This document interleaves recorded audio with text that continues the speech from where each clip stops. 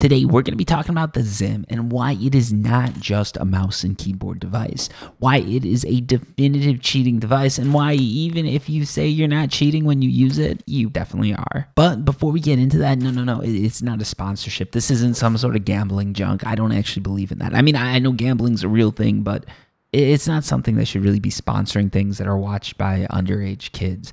And yeah, some of you are kids and some of you are probably so high you think you're still a kid. Moving back to the point, the Zim. What is it exactly?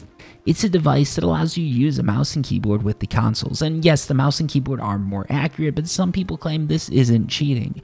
Maybe you have a disability and no, your mental state does not count.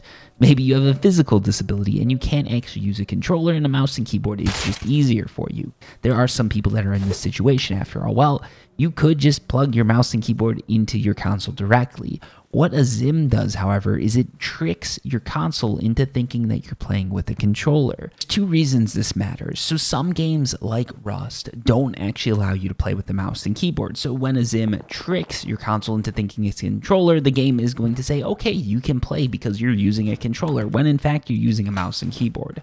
When it comes to things like recoil, that really does matter for a game like Rust. If you have a mouse and keyboard, you're more competent with the recoil, which means you can shoot more accurately. But let's say this recoil system is an outdated BS system and the game is actually developed by developers who don't believe in such a thing. Now, why does it matter if you use a controller or a mouse and keyboard? It's all the same, right, Serial? Well, no, a mouse and keyboard is more accurate, but let's say this game actually allows the mouse and keyboard. So now you're probably saying, Serial, I've got you, checkmate. Why does it matter if I use a Zim? Well, if you used a typical mouse and keyboard, what's going to happen is you plug it into your system, it thinks it's a mouse and keyboard, and bing, bang, boom, you're playing the game, you're having fun, and you're basically getting the same experience that a lot of PC players would get. No, I'm not talking about graphics, I'm talking about controller input-wise. But, however, if you have a Zim enabled when you plug your device in, all of a sudden the console says, hey, we've got a controller player.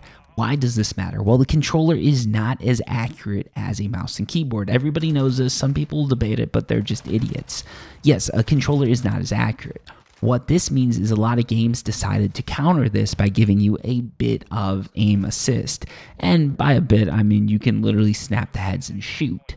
This for a controller makes it about the equivalent of a mouse and keyboard or maybe a little bit better. However, if you are using a mouse and keyboard and all of a sudden you have this controller advantage, you are superhuman. And right here, there's some angry cheater that's typing into the comments, Serial Overdrive, I'm not superhuman, I still miss shots. Well, no, you still miss shots because you suck. It doesn't correct for game sense. And it doesn't correct for the fact that breathing is probably taking up more of your IQ than anything else in this world or the next. So even if you suck, you can still definitely be a cheater. And the Zim is definitely cheating because even if a game allows a mouse and keyboard, the Zim will probably give you superhuman powers compared to a normal mouse and keyboard plugged directly into your console. If you do, however, really want to use a mouse and keyboard, there's a few things you can do.